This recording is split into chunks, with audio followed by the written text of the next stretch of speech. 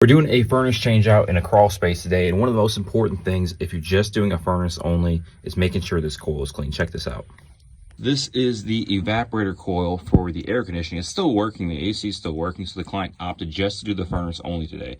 However, when we're replacing it, we always inspect it, and you can see all this dirt and debris on here. So what we're doing is we're using a coil cleaner and a brush to make sure we go through, we clean all of this debris off. Otherwise, when we put a brand new furnace in here, the airflow is going to be blocked off by all this dirt and debris, and the furnace lifespan will be shorter. Really important that these things are being checked if you're only changing parts of the system. That's Air Support. That's 502-209-8311.